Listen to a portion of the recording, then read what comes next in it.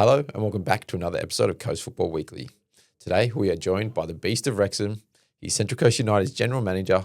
Welcome to the pod, Matty Crowell. Cheers, Ads. Thanks for having me on. For those who don't know you, obviously growing up in Wales, what did football look like for you as a youngster? From what my mother told me, I think I started maybe under sevens. Mm-hmm. I was 5 or 6. I don't think we started under fives back then. 11 aside, big field. Don't see that anymore. Don't see that anymore. I'm definitely in favour of that, by the way. That's sure. So I was at my local club, which would be, I suppose, like, your Gosfords, your Terrigals, your Kingumbers, called Brackler. I was there for a few years, went to another club called Bridgend Town, and then randomly at the end of the season, like you have your gala days, Swansea City turned up accidentally. They were supposed to go to a different tournament, played in the tournament that I was in, and then literally at one moment some guy's giving me like a little card to contact them. And then from there I was at Swansea from about 10, and I was at Swansea there all the way through till I was about 15.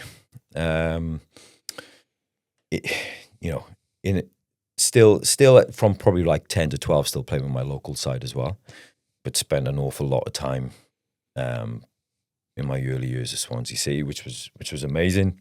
Worked with some really good people in that space.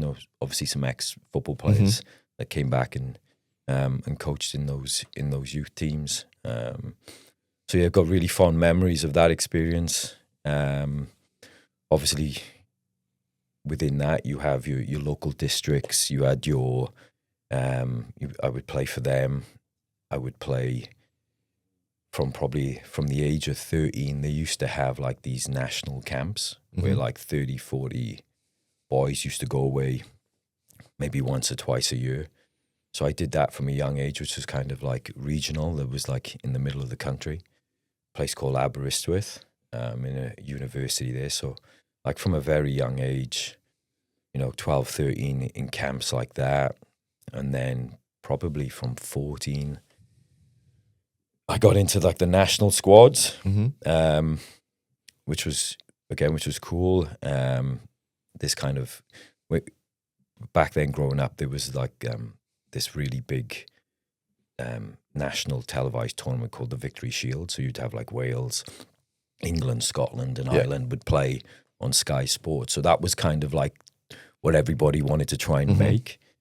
And fortunately, I made that group, and I think that kind of exposure helped me then get to be moved on, and where I went on to Southampton from there. So yeah, that was a really, like, obviously talking to you earlier, like pretty intense football childhood.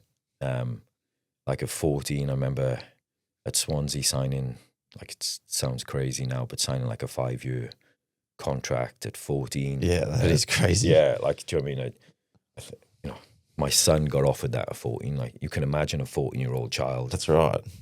No concept for school really at that point in time. Like, obviously, it was good at the same time.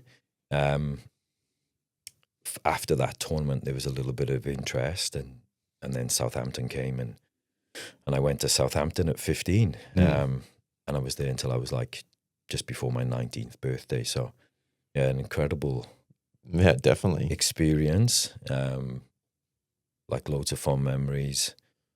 Fortunate to work with a lot of good people, players and coaches.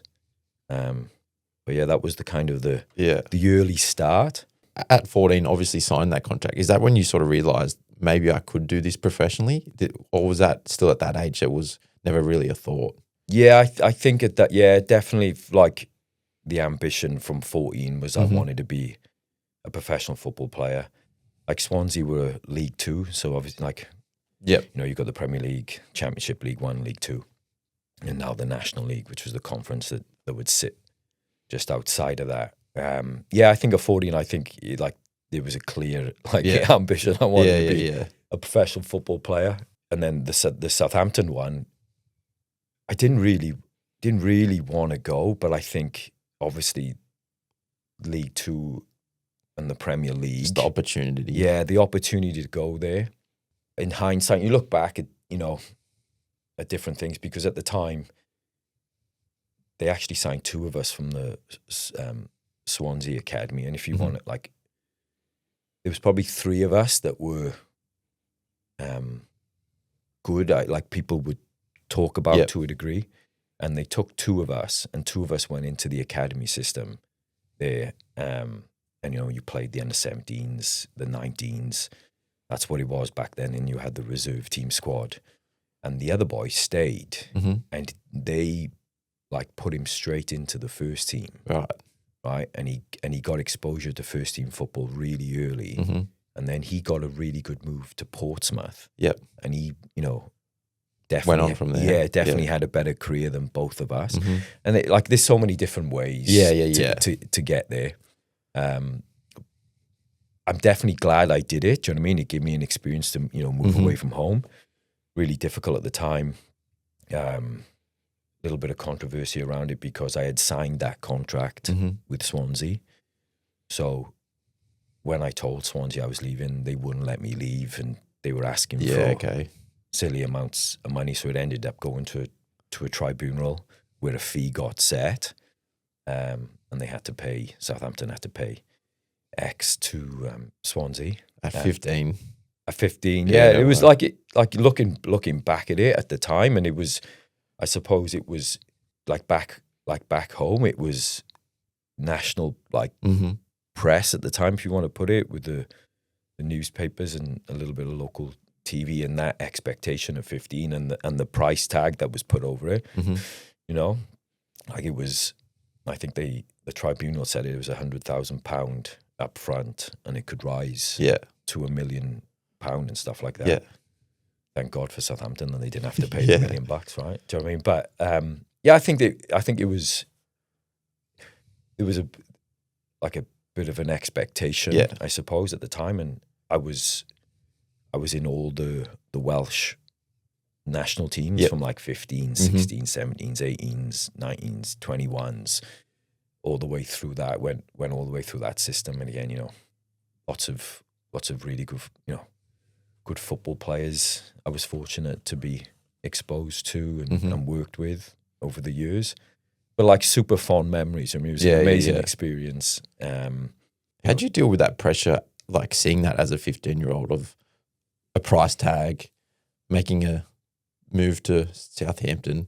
Did you feel like you had to perform? I definitely struggled with it. Like, I think as a kid, at 15, 16, you're kind of naive to those certain things, you're not really, but then once you're in it and people, I suppose, keep reminding you, and then you start feeling the pressure of you probably not starting to hit where they want you to be, where you want you to be. Yeah.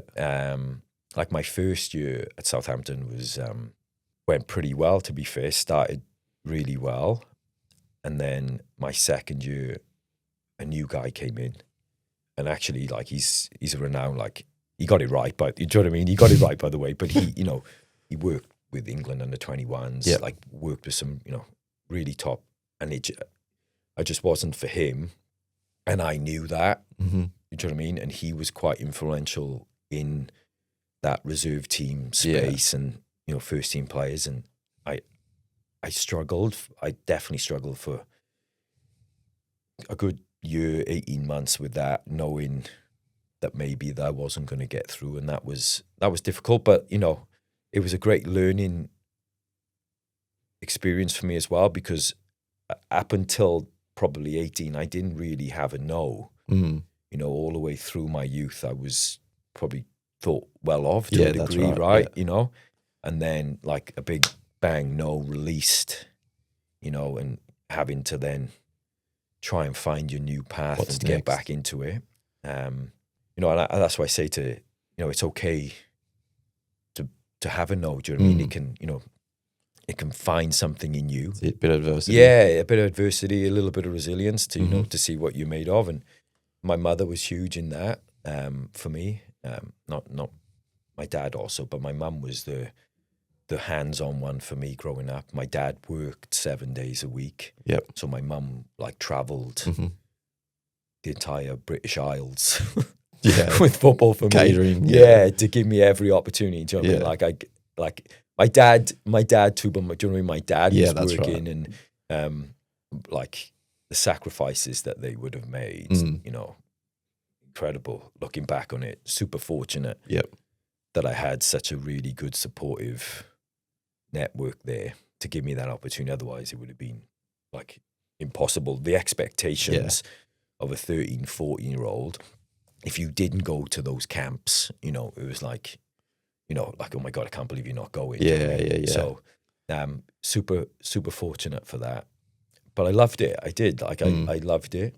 But then, obviously got released at 19 and then I suppose joined the real world of football. And I went to Wrexham for like 5 years. So I think Wrexham, just shy of 100 appearances. I think you spent your most time at Wrexham. Well, it says 99, did I? Surely someone could have found me an extra 2 minutes somewhere to give me 100 games. So, Was it 5 years you were at Wrexham? I was at Wrexham for 5 years. And what was that like? Obviously different to the Wrexham that people probably know today, but... Oh, exactly the same, man. Completely. Yeah, different from obviously the way that you would see it now. Similar leagues to a degree. I signed there at 19. We were in League One. I had a couple of potential other places to go. Like I could have gone back to Swansea. There was a little bit of interest there. But I felt, you know, League One, something different. I had spent a couple of weeks there prior to the start of that season, at the end of the season, got to know the environment a little bit. They actually had a really good training ground and facility. And the stadium is the same now, obviously, apart from, obviously, they've done a little bit of work there over the last 3 or 4 years. So, I was there for 5 years. Lots of ups and downs through that experience. Like club going into administration, having to deal with that. Like a relegation, winning like a big competition there in at that level.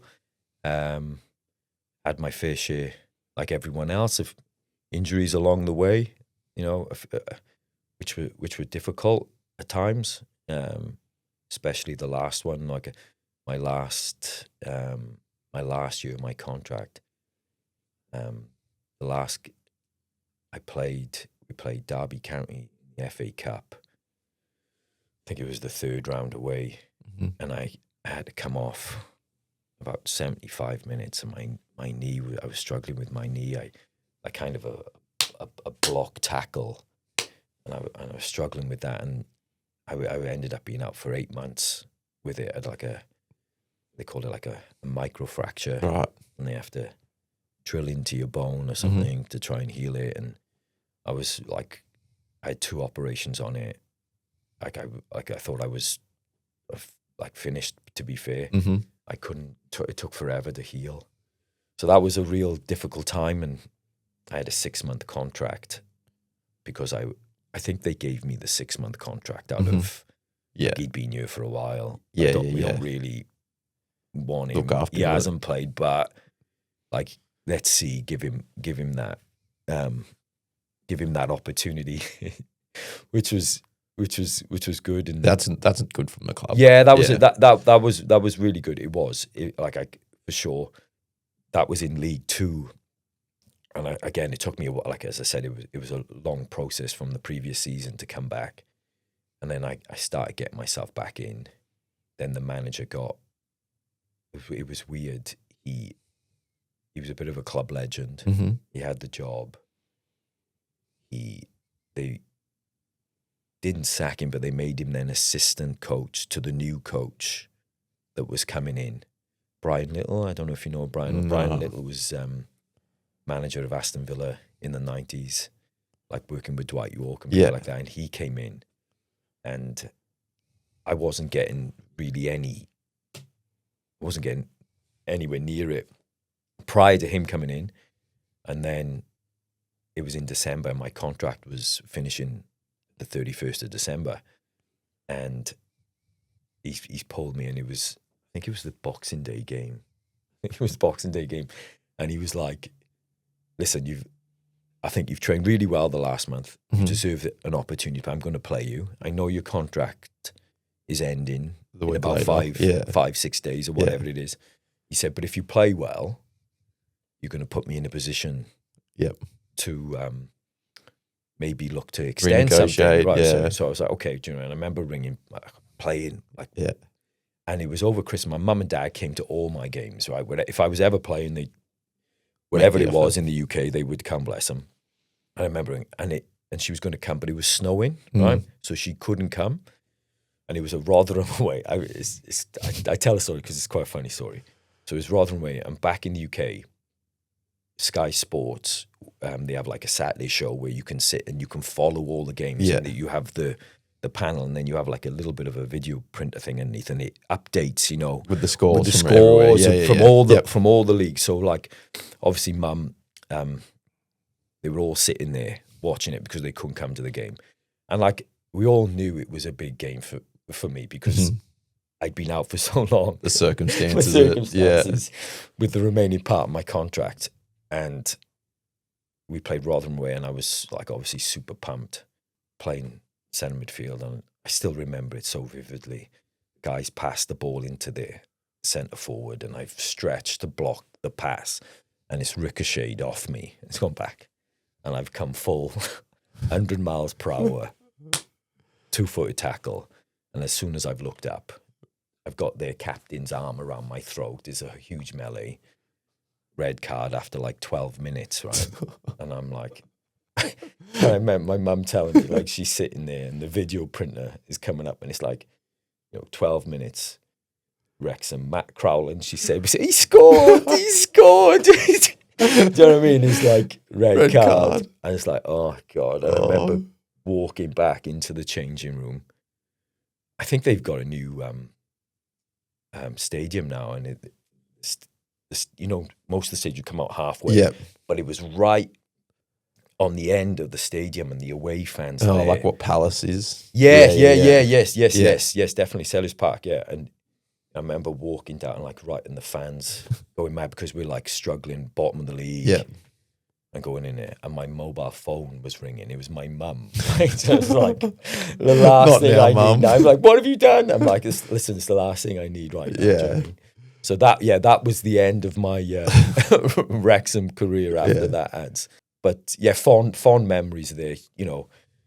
I had a coach for 5 years in Dennis Smith, or 4 years, so he wasn't in the final 5th year. But he an absolute legend in the game there, like managed 1,000 league games, a legend of Stoke City, like super fortunate there. Again, played with a lot of good players in that time too. Yeah, well, they came back out for an Australian tour last year. I seen you got a photo of Ben Foster. Did you two play together there? Yeah, Ben was there. He came on loan. Andy Dibble was our first grade goalkeeper at the time, been there for a while, ex-Man City and Rangers goalkeeper, and he got injured. And Ben, we had a couple that come in, and I don't think that kind of worked out. Yeah. And then Ben come in, and honestly, instantly, like, incredible. You could tell. Yeah. Like, he was with us like for 6 months. I think it was 6 months. And then he was part of when I was the tournament. I told you, like, it was the LDV Vans final. Mm. And it was at the Millennium Stadium, South Wales. It always used to be at Wembley, but Wembley was being redeveloped. So they moved, I don't know if you remember when they moved all the FA Cups, they were at the Millennium Stadium. So, which was amazing for me because I'm from South Wales. So all my family and friends could come. It was like 40,000 people there. Yeah. National Stadium. Yeah. So that was like an amazing, and Ben was part of that team. Yeah. We won that, and we were pretty, like, I'm not saying we were pretty close, but we were close because we were young in the team. We were like the similar age, and a lot of like obviously senior players. So there was a young type of group, and he was a part of that. Good bloke. Good goalkeeper. Yeah, and funny bloke. To this day. He got his move because Alex Ferguson's son, Darren Ferguson, was the captain of Wrexham. So I played with Darren for like my whole time at Wrexham. And his dad would come to the Come and games, watch. come and watch, and Darren was like, "You've got to really see this kid." And in the LDV final, like Alex was there, Sir Alex, Jesus, was there, and like he literally signed for Manchester United that summer after being that 6 month with us. Darren claims that he was the one who notified his dad around Ruud van Nistelrooy as well, because he played in Holland. So he would say, I made that happen. I made that happen. But yeah, it's funny how football works. I mean, he was third choice at Stoke. Like no one knew him, but he went and played first team football. Get an opportunity, get exposure, playing at it. Do you know what I mean? And I say that now to people. Do you know what I mean? I think, you know, like with CCU, you know, and I take the opportunity to play first team football when you can. I think that would be better for you long term. You know, again, there's so many different ways, you know, and just experience and stuff like that. But if you're good enough to play first team football at our level, like I think you should take it. I think it'll stand you in good stead. You're playing against good players, you know. Players in our competition, you know, there's boys who've played 50, 100 times in the A-League, right? 100, 150 times in NPL 1. You know, play like, you know. If there's only one way to get that experience in first grade football, right? Is to do it. So I think there's definitely some merit in that. I do look at that a little bit. My career when I was at Wrexham, you know, for a couple of years I was young, and I was always in the squads to a degree, and I was traveling. I was on the bench, or I might play, but it might have been an opportunity for me to go out on loan for like 6 months and go and play 20, 30, you know, at the conference and have that little bit. I think that would have helped. It certainly helped when I left Wrexham and I went and played in the conference for like 18 months. You know, played 40, 50 games, regular, constantly playing Saturday, Tuesday, Saturday, Saturday, Tuesday, Saturday, Saturday, it's a tough Tuesday, schedule, Saturday. isn't it? Do you know what I mean? It really, definitely, there's definitely some merit in that, without a doubt. Speaking of other names we played with, I've known you for quite a long time. There's always been a thing where, I don't know if it's a rumor or not, but there's a rumor that you captained Bale for the national side. I don't know if I was captain. I'd love to claim I was. I don't think I was. But yes, I did play with Gareth Bale. Yeah. Like another thing, our boys, they obviously constantly give us a bit of stick about that. That's like a story. Like wait for him to tell you his Gareth Bale story. Yeah. I think I heard it so much. I was like, I don't know if it's true or not. Listen, there's photo evidence, Buttons, right? I've got photo evidence of that. Yeah, it was an under-21s camp. Yeah. And he came in when he was 16. And again, not to say you would say that he went to the heights that he went. Yeah. But for the level where we were at with it, like he was at 16. I still think they go to a place called St. David's. I think the facilities have like gone through the roof since then. But there was like an indoor barn that the rugby, like the national rugby team used to. And it was like a synthetic indoor thing. And I remember it was our first day, and we've literally all rocked in. Obviously, you're called from different clubs around the country, and we've come in, and he'd done a straight 8v8 game, and he was on my team, and he played down the left, and I literally had never seen anything like it to a degree, honest. And I remember speaking to the head coach, a guy called Brian Flynn. I was like, after it's like, who's this kid? And he said, we just come back from an under-18s camp where we played Spain, Ghana, and like someone like, I can't be. And they all voted for player of the tournament after it. And they all voted him. So we thought we'd bring him straight into this camp. And I think he did that camp. I don't know if we did 1 or 2 camps with him there, but then he was literally in the first team. Yeah. The rest is obviously history, do you know what I mean? But yes, that is a true story, that one. And fast forward to 2009, you signed for the Mariners. Had you been to Australia? Were you familiar with the A-League or even the Central Coast prior to signing that contract? Completely. Like I said, left Wrexham. I had 18 months in the conference. When I was playing for Wrexham, there was a Spanish guy. We were pretty close. His friend became an agent. He is now an agent too. And I remember speaking to him, and they all came over. They all came over for a weekend, And I was speaking to him, and he's like, "Oh, would you be interested in trial in somewhere else in the world?" And I was like, "Yeah, for sure, definitely." He said, "What do you think about Australia or America?" I was like, "Yeah, I try anything." And literally, like 3 or 4 days later, a British agent rang me and said, "Oh, I've spoken to Jose." He said, "You're looking for a trial. I've got an opportunity for you to go out to Australia and trial with Central Coast Mariners and Newcastle Jets." And it was like for a month. It was 2 weeks with the Mariners and then 2 weeks with the Jets. And yeah, I came out, stayed at the Plaza. Roston Griffiths was on trial as well at the same time. But spent a bit of time, still keep in touch with him now and then. Roston is a great guy. Yeah, he's good. And trialed with the Mariners for that 2 weeks. The 2 weeks was coming to an end, and then they had like an end of season trip to Townsville that was put in place. And Laurie was the coach, and Laurie was like, "I know you got to go to the Jets, but do you want to come for an extra week up here?" Yeah. Like I like what I see, but I need to maybe, because it was just training. There was a couple of games planned, and I was like, okay. So I spoke to the Jets, said I was going to go there. Went up there for a week, played a couple of games. Hef tells the story that he got me the deal, which is probably played a part in it. Bit of truth to it. But Laurie says the reason he signed me because we played North Queensland Fury in a trial match, and Brenton Santalab was playing, and he was kicking or topping a few of the players, and apparently Laurie said at half time, "Will someone put one on take care of him?" And I did. No, I'm not saying that like yeah. And then I remember being in the changing room afterwards, like in the showers, and Hef going, "I think you got I think you done. He loved it when you absolutely topped Brendan." And Laurie said, like, to be fair, Laurie tells the story too and that. So yeah, so that came for a trial, went to the Jets for a week. Gary Van Egmond was there. He tried to ask me to stay a little bit longer, but my flight was booked to go back.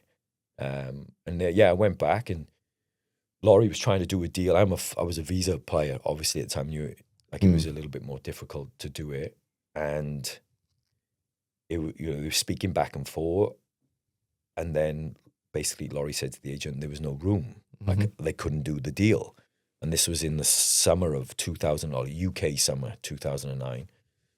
So like I was kind of left in, not from the club, but I put all my eggs in that basket.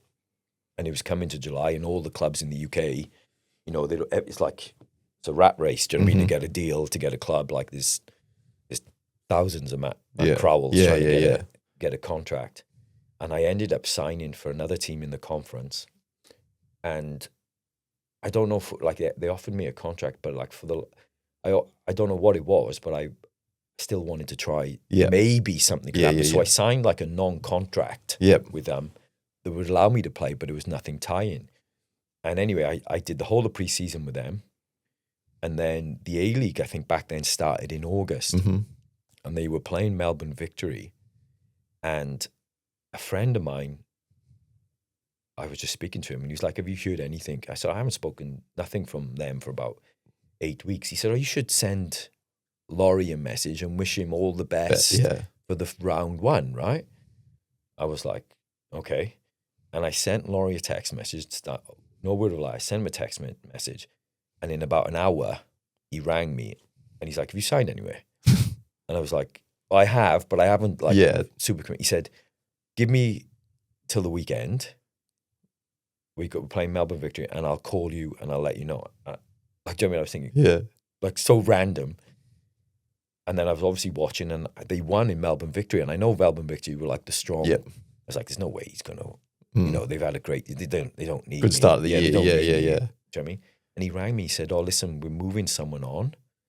I've got an opportunity to bring you in. Do you still want to come?" And I was like, yes. Happy days. Yeah, happy days. And that was that. Like so randomly, to come back out here. And then like the window was closing the 31st of August. I flew out on that date. I think I was signing forms in Dubai somewhere when we were flying in, to try and make sure we got it all done in time. Waited a period of a month for my visa to come through. So I was a little bit behind coming into it. Do you know what I mean? But yeah, I loved it. Great group, like a super group of players. Yeah, and I loved my time here. And obviously, since I'm always trying to come back whenever I could. So 1 year at the Mariners, obviously, then went on a few other experiences. I think Spain, trial in China or something, but eventually 2013, you did return to Australia and the Central Coast through the academy.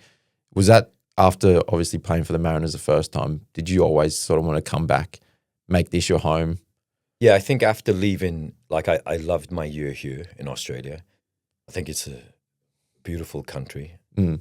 I used to say to all the boys, like trying to bounce around the lower leagues, I'm like, listen, get out here as quick as Get you on the can. plane. Yeah. Like I'm telling you, yeah. So, yeah, it was like I definitely struggled for a while coming back. Like I was fortunate, like we mentioned, I went to Spain. Like that was an amazing time. Yeah, Like could imagine. Like, and we won the league there, and I like as much as I enjoyed my year here in 2009, like my year in Spain and playing football in Spain, which is their national sport. You know, you talk about when Real Madrid and Barcelona play, like everyone's at the bar. Everything stops. Like everything, yeah, it's incredible, right? That experience to live that and play with some really talented young football players. It was a little bit of a like a lot of boys had been released from like Celta Vigo, Atletico Bilbao, Real Sociedad, Real Madrid. Like I'm not just like genuine. It was like a project to get them all, and try and come up through the system. And apparently they needed a British 6 or something just to. Do you know what I mean? But it was to tie the team together. Yeah, tie the team together. But that was honest, an incredible experience. Like I look back at that and living. I remember flying into Porto.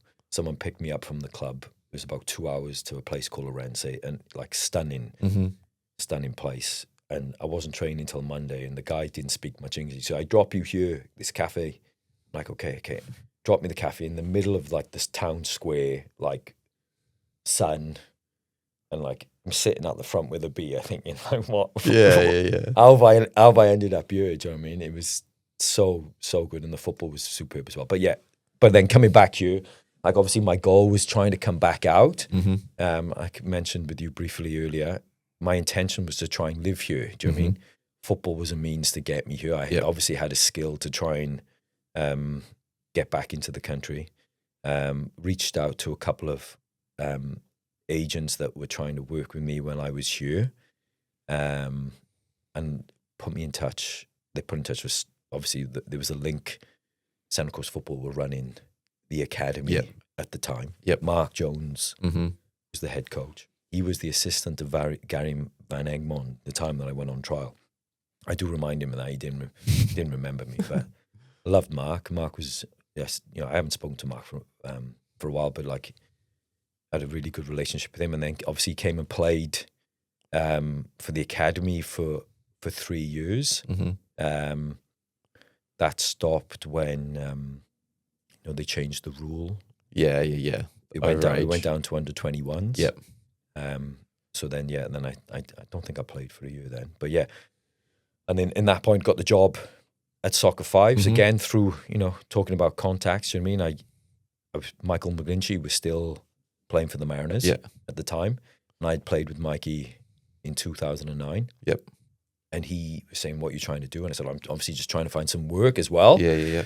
And he said, my friend runs a place out in Tugra called Soccer Fives. I think he's looking for like a manager. Like I was like, oh really? He goes, I'll put him in touch. I'll see if he is. And he rang me back. He said, he's like interviewing for a like a centre manager there. Yep. So I ended up meeting John. Yep. I went for an interview with John, and the rest is history. I think, what was it, 2013? Yep. Like 13, is that 13 years? Now? Yep. Yeah, 13 years I've been there and working like I know it's John's my boss, but like I genuinely love him. Do you know what I mean? Like he's been nothing but amazing. The family to me since I've been here. Yeah. I've loved every minute of it. There's still things for us to do and grow and stuff. So it's like it's been exciting. Fascinating. Like I joke around with John at the time. Like when I got the job, like I was more interested in learning. Like I kind of wanted a whole break from football. Do you know what I mean? And more just running a business. Wasn't interested in coaching or anything. Look at you now.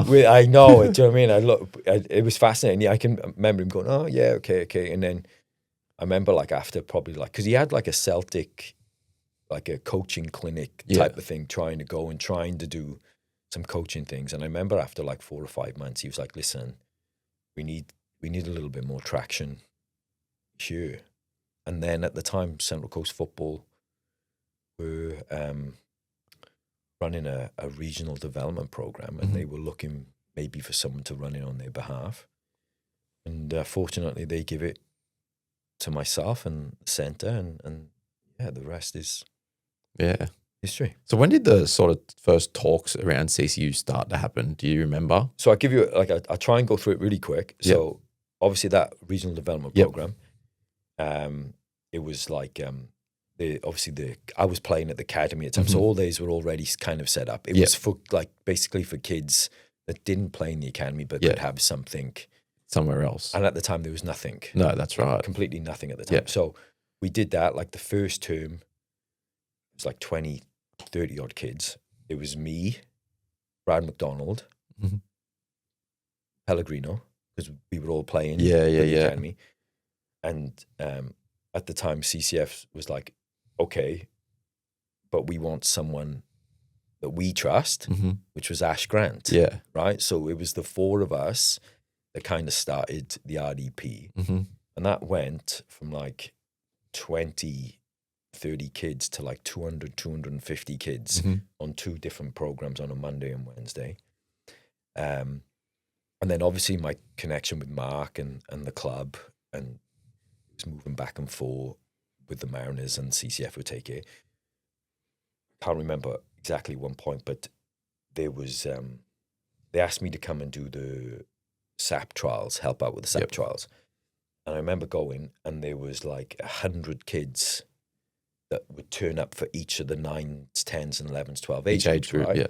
In every age group, there was, 5 or 10 that you would go, whoa, you can see. But then, the next 50, 60 kids, it wasn't like too much, do you know what I mean? And then I suppose from that conversation, it was like, do you know what? Like there's so many kids who want to do it that are just missing out. And like, if you've been in football long enough, it's very difficult to know which kid is the one that's going to come all the way through, right? That's right. Going back to, like I said, to my experience of the 2, there was 3 of us at Swansea. They took us 2, and he stayed. And he was the one who went on and had, like we both, like, maybe not the other, like me and the boy had a decent career. Like, you can argue decent, right? You know what I mean? But like, enough to say it was a career. But he had an exceptional career. But at the time, everyone was selecting us to. So from that, it was like, well, let's look after all the ones after it, and then in time, like if they're doing well, like they can move on. There is that pathway. So that's where it kind of got to. So we did that. We played them, like we trained them.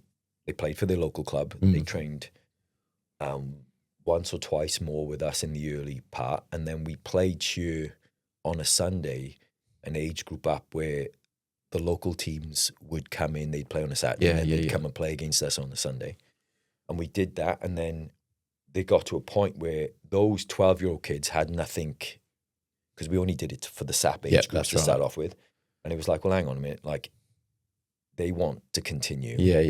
They got nowhere to go now. Into 13. So it's like, okay, so we'll take it up. At the time, like the youth was 13s to 16s in Football New South Wales. I'm not too sure locally, because the 18s, 20s, and firsts was the 18s were attached to the seniors. So we did 13s to 16s in a similar type of model, and we did that, and then like that. So we had those teams. We still had the RDP programs running. We brought Hef in to come in and kind of TD oversee it all. That with us in Central Coast Football, and the same kind of question came because the 16s then had nowhere to to go go. from there. So then we had built like the infrastructure Mm-hmm. that seemed to work, that filtered players into Yeah. to the academy. Yeah. And it was like, okay, I think there's potentially a need for another representative club. And, you know, looking back at it at the time, there was hundreds of kids going to Sydney. Yep. People going to Newcastle. Yeah. And the Mariners' remit was that after you could only have senior players for 21. So it was like, so where did these players go? That's right. You know, and all these people have been committed to this representative pathway. And then at 21, it was like, see you later. Well, there was nowhere else to go, right? To a degree. So that's where it came from. And like, you know, unless obviously going to Sydney or Newcastle, but within the region, there was nowhere else to. Correct. Within the region, there was nowhere for them to play representative football without having to travel for it, right? We still stand by the same remits that we set up, you know, that you have to be from the coast, you have to live on the coast, you know, you have to have some sort of connection to the coast. Yep. I think it's really, really special to have something like that. Mm-hmm. I'm certainly not interested in the way the whole system is set up here to do anything different with it. Mm-hmm. And I love the fact that, you know, local, you know, kids can have that opportunity on their doorstep without having necessarily to travel to get it ads, right? Especially now too, they can come in and see a pathway to first grade for Central Coast United. For sure, yeah. And, you know, not only like, obviously everybody wants to be, I've been there, right? Do you know what I mean? I understand those 13, 14-year-old kids, their aspirations to play professional football, do you know what I mean? And, you know, that was, you know, a strong part to obviously try and work with Central Coast Mariners to give them the opportunity. And if you didn't get there, you know, and again, you don't know when someone might get there, but stay here and you could still, and like the Jesse Mantell one is like an amazing story for, you know, he started in the RDP programs, came through all those different age groups all the way through. You know, and I'm pretty sure there would have been times like his dad, you know, would have considered, you know, is Sydney or something better for me and like better for him and for us. And I have a really good relationship with Kev. You know Kev, he was the physio of the first team. Yeah. And we spent hours in the car together going back and forth to the games. And, you know, I just felt like he's in the right place. Do you know what I mean? You know, I'm very conscious of the cost that's involved in representative football, you know, and I'm happy to talk, you know, around certain things around that. And then when you put that on the table, and then you put the factor of families trying to travel 3 or 4 nights to Sydney, the cost of that, the toll on the family, the education around, you know, the hours that you might miss from school, I think that's why I think that's what we try and provide, that you don't need to do that. Yep. You can get there with like him. And, you know, I do feel that we run a really good program. You know, like Football New South Wales aren't going to let you be a representative team if you don't tick the boxes. Tick the boxes, do you know what I mean? Obviously, there's lots of things that we can do to be better, obviously. And we always try to do that, you know, but we're definitely a club that gives local people an opportunity to play representative football. You know, we're really proud. Like right now, like 75% of the team have come through the youth program. You know, we're really conscious that's something that we really wanted to do and get to a point to. We made the decision last year to really go, do you know what, we're going to like kind of accelerate that process. You know, for a long period, we had the real core group from the start, you know, some really, really good football players.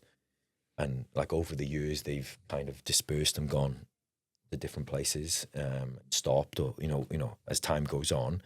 And over the years, you try and patch it together, you know, more for them as well. Do you know what I mean? Like, because they've got, like, it's their career. You know, they've got aspirations to try and play. And, you know, maybe I didn't explain, like, but that well enough to them over time. But the overall goal of the club is to give the opportunity, to those people coming through, right? And give them an opportunity, and it's not cheap to be a part of it. Do you know what I mean? But at least I know I'm not going to block the opportunity for them if they're with us to get to the first team. You're going to get a really good opportunity to play representative football here on the Central Coast. And as I said to you earlier, I have everyone's entitled to run their football club whatever way they want to do, but we're really passionate on that. Even to the point where, like, I look at, the Mariners Academy, and there's, all the kids that are coming through that too that are from the Central Coast, and they've invested a lot of time and money to be a representative or play in the A-League, and how difficult it is to get there. Yep. We want something for them too. Yeah, do you know what I mean? yeah. Like Central Coast people. I think that part we probably haven't managed to work in. Obviously you get into the point, you're talking about different levels and stuff like that, and trying to, as I said, you're going back to play first team football at a young age will stand you in really good stead down the track.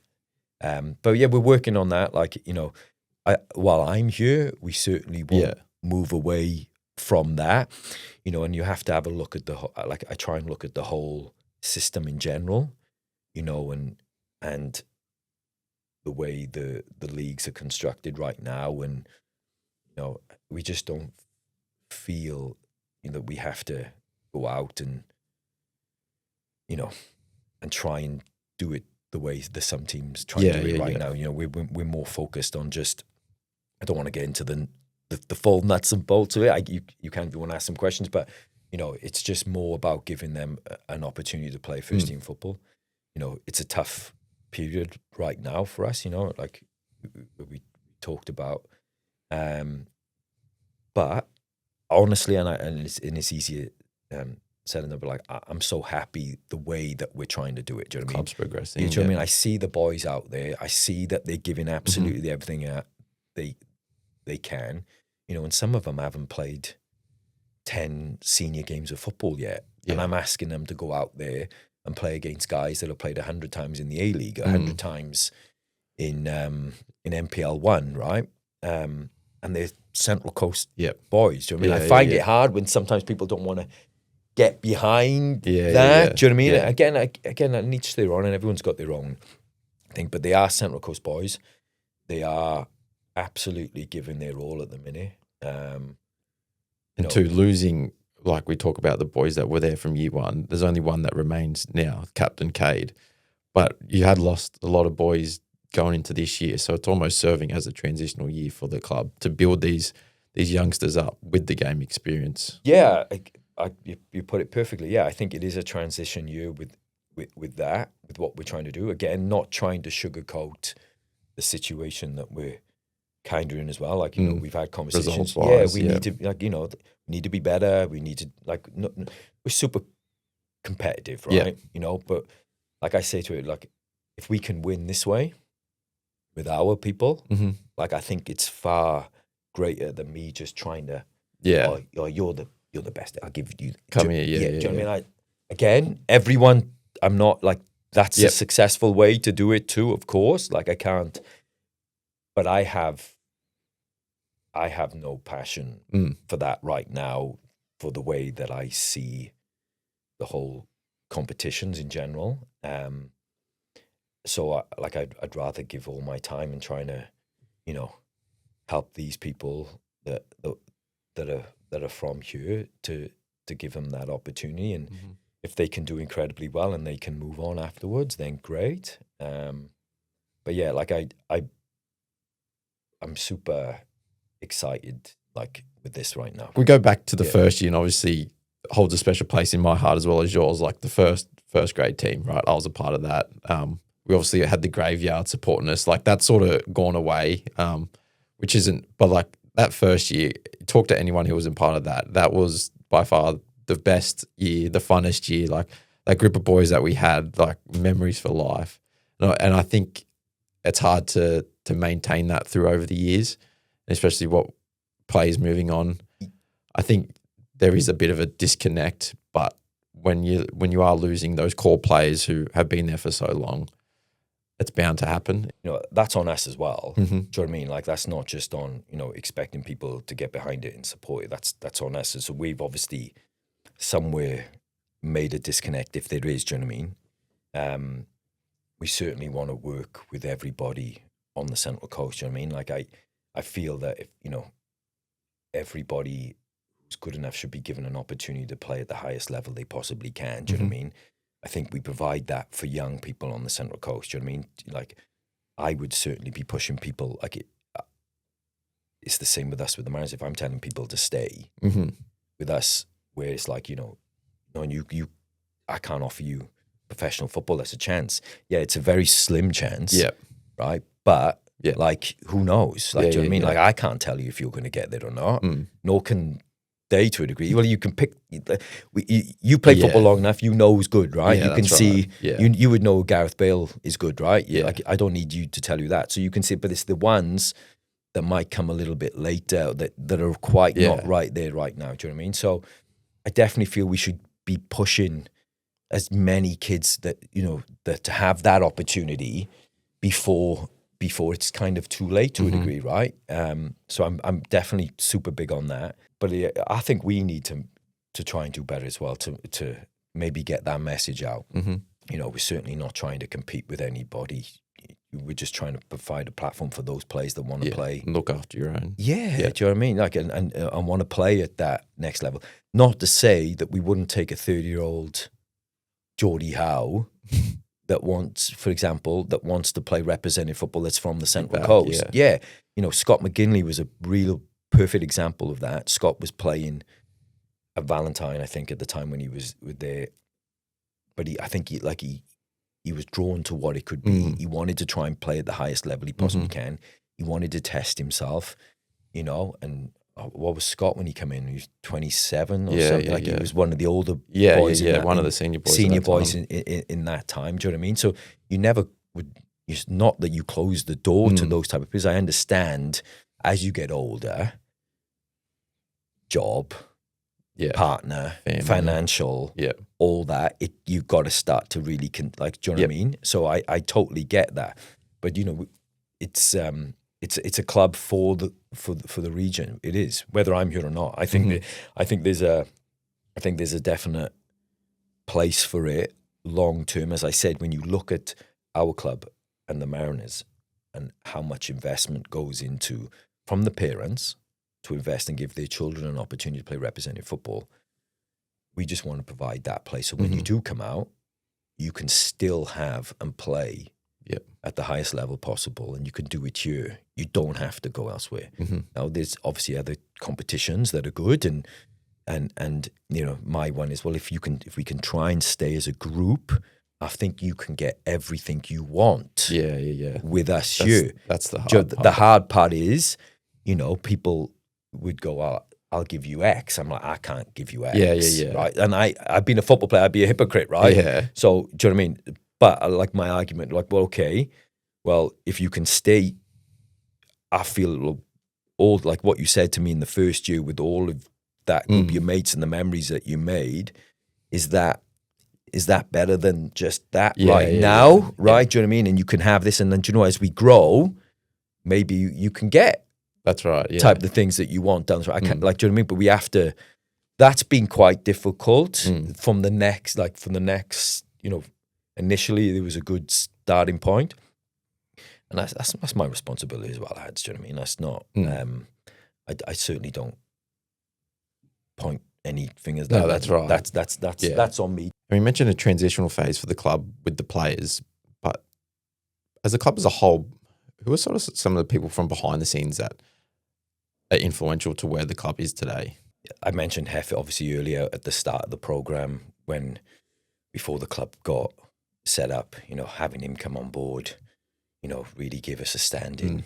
You know, give us some of the real bit of credibility in Australian football. I think that definitely helped, and he was integral for that. You know, getting the team approved with Football New South Wales, and obviously a huge, you know, mention to Stu. Obviously he was your coach in that first year too. But Stu was there really from the start too. Before the club got set up, he coached some of the younger age groups, like the 15s and 16s teams there. I suppose he saw the vision, believed in what it could be.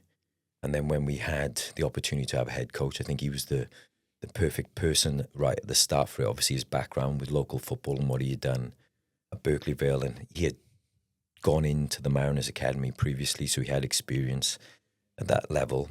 And like Stu, if you know Stu, he's ultra competitive, right? Super competitive. Doesn't help him when he plays me at golf. But anyway, it was kind of like a startup, and he's, do you know what I mean? You needed that someone with a big fight and drive for what was needed. So he was integral for that, even after the first year where we just fell short.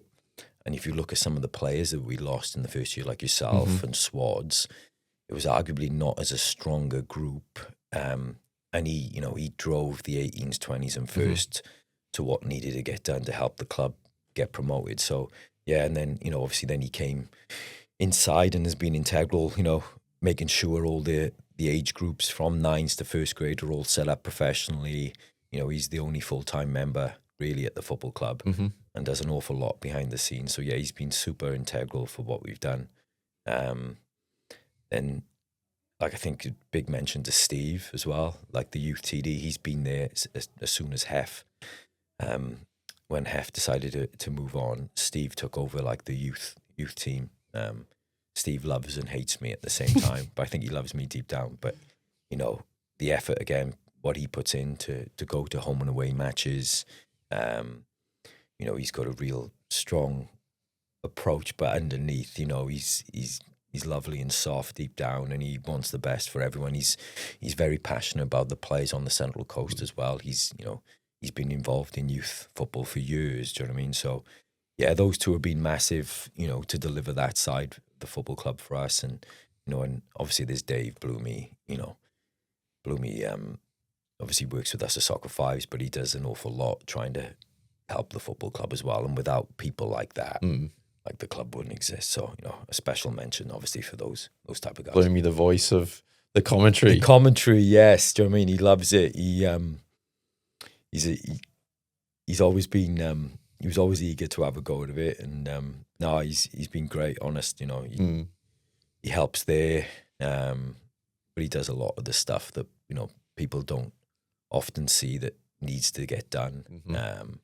So yeah, he's an integral part of everything we do too. So yeah, definitely like to mention those three guys. Definitely a good team you've assembled there. Yeah, and not like a little bit of different characters. Do you know what I mean? Like, Stu's not afraid to ruffle a few feathers. I'm a little bit diplomatic at times, do you know what I mean? Yeah. Do you know what I mean? And we work well in that type of space, do you know what I mean?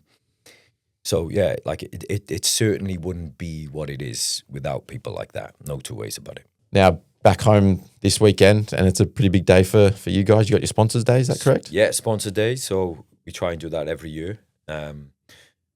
We put on a little bit of an event here. Hopefully play well. And then after the game, we come back in, we present them some awards, to appreciate what they do for us. It's every dollar helps and goes back into the program. So yeah, we do that every year. I have put it out there to Jack Reagan, to some of the old boys, if they want to come be a part of it too. So you're more than welcome to, Adzi, if you want to come along on Saturday and be there. I don't know if you've got a game or not, but yeah, looking forward to it. Tough game. Fraser Park, they've gone on a bit of a run. I think they won 9-0 last week. So yeah. Coming in hot. Coming in hot is a good way to put it. Yeah. So no, looking forward to it. Yeah. So definitely, always a good day. Now, as we wrap up, we took to socials to let people know we're coming on. We got quite a lot of engagement. A lot of people were happy to see you. I can imagine who was sending a few messages for sure. First one we got was, is CCU ever going to bring in a girls' teams? I would love to bring in a women's program for sure and a girls' program, without a doubt. Again, obviously, talking about how we set up the club previously, there was a huge demand for it. The numbers were there to stack it up. It isn't just doing something for the sake of doing it. Would we do it 100%? We'd love to do something like that. Then you've got to think about facilities and and how you can manage that and provide a really good program as well. But yes, like, you know, we were definitely exploring it. Yes, for sure. Yes. And the next question we had from Tommy Lyons. You want to know if Geordie What Howe. a player Tommy Lyons was. You want to know if Geordie Howe is your favourite player you've ever played with? Close. He's up definitely. there. He's definitely up there. Geordie's a special human. Now he's no longer with us. My Friday night messages are a little bit less frequent from him. Quietly miss him. Don't tell him that. He was a wonderful player for us, Geordie. So yeah, he's definitely in my top 5. Next we got, are there any current Central Coast NPL players that you'd love to sign to your first grade team? Do you have any names? Without a doubt, yes. Without a doubt. I think a few people might be upset if I name names, wouldn't they, that I'm calling them out. But there's definitely someone that I've tried to get in the past. I won't name him, but I think he's won Player of the Year locally. I still think he's quite young. I definitely think for him it'd be good to see what he could do at the next level. But again, you know, he might be happy where he is and enjoying his football, and I think obviously that's really important too. You know, as much as I'm all for representative football too, but you know, like the importance of grassroots football and community football is like the bedrock of it all. Do you know what I mean? I'm there in that space as well. You know, my son is at Kingamba Roos. I've coached his under-5s team, and I'm doing his under-6 team this year. So, like, you know, I'm super supportive of that too. But yeah, there's obviously 1 or 2 players that I would like to have a CCU from the local. Yes. Now, this one might be hard to answer, but is there, over all the years, a fondest memory you have from CCU? The first grand final win, maybe? Just because I was part of it. Were you in that one out? Yeah, like I like the fondest, like the biggest memory I have, if you're just talking the first team, if you want to put it, was probably walking into that changing room when we down a Prospect. My mother, when we didn't get promoted that day, like that's in my, you know, to me, seeing so many grown men devastated. Yeah, it still haunts me. You know, what did we have? 357 points, and they had 358. You know, we missed out by a point. Over 2 grades, we needed 1 point. Yeah. Sorry, yeah, and it was like, you know what I mean? Like I can still see you all in there right now. Do you know what I mean? But there's been so many, like obviously I've been to some of the kids' grand finals, you know, and seeing what that's done for them, and yeah, you know, there's loads. You know what I mean? But you know, probably then, like a good high was when we didn't get it done with Prospect that year. Then the following year we played Prospect at Prospect, and if we won, we got promoted. Yep. So it was kind of, you know, good to do it there. So that was pretty special to see all the boys. I think Scott McGinley scored an absolute rocket that day as well. He pops up when you need to, old Scotty. Oh, I love Scotty. He's good for that. Yeah, he's superb. He's great. He was amazing for us. Yeah, love Scotty. Last one. It's going to be a tough one, but best player from CCU, past or present? Whoa. I am going to upset a few people. There's some names out there. God, there's like when we talked earlier, like this, people bring so many different things to a team to make it, you know, to help you win. Do you know what I mean? And you know, like obviously you touch on Geordie Howe. You know, like I said, you know, we play Saturday night, 7:00, MacArthur away, winter, raining, cold. I know what Geordie's going to bring. Do you know what I mean? You can't buy that. Do you know what I mean? Is Geordie the most, you know, but he's everything that you want as a player and a person in your group, you know? So from that, you know, like Tommy, Cade, Woody, Mason Wells, God, The list goes the on. list goes on. You know, obviously Josh Swads I'm on about. Do you know what I mean? Like it's a funny one with Josh where he was obviously playing in the state league when we first set up, which is the 4 divisions, and after the season I think he scored like 23 goals or something, and he came to see me in Hef and he's like, I want to try and be a professional football player. Like I really want to, like, is there anything you can do to help? And we got him a trial at the Mariners, and he went in there and trialed for a bit. He was still hell bent doing it, and he went to Northern Tigers. Yep. And I remember pre-season he's rang me, so can I come and see you? And I'm like, yeah, Josh, no problem. And he comes in, he's sitting there, he's like, I want to come back. I'm like, what do you mean you want to come back? I said, like 3 months ago, you telling me you want to be a professional football player. Do you know what I mean? Like, what do you mean? He's like, oh, I want to come back. I'm like, listen, stay at Tigers, see how it goes. If they have the mid-season, I said, if you're still not happy, then we can do something out. I'm thinking to myself, why have I just said no? Yeah. Like, if I tell anybody I've said he wanted to come back, and he went and he killed it, and he ended up going to Hakoah. Yeah. And I remember speaking to the MPL1. manager there, and I was speaking to him about Josh and trying to do whatever we can to get him the best deal we possibly could. Do you know what I mean? So he's definitely up there, but like I think it'd be difficult to go past Daniel. Do you know what I mean? I think Macca in his prime in a couple of, I think the season where we got promoted with Sully in that era, like he was special, for this level. I think, especially too, first captain of the club. Yeah, just yeah. a first year player of the year, I think, for 2 straight years. Yeah, I did see the picture that you put up of me when you announced me on you with the shield. The shield was more for Stu and Daniel. Do you know what I mean? Stu you was just saw a camera and couldn't help yourself. Stu got was the head coach, and Daniel, I think, won the player of the year that year. Yeah, but like I think it'd be difficult to go. I don't want to say, you've got Jack Reagan, you got Arby, you got yourself, the list, Toops, Scotty, or like the list could go on. Do you know what I mean? But I think if you had to pick one, Macca. Yeah, I think so. Yeah.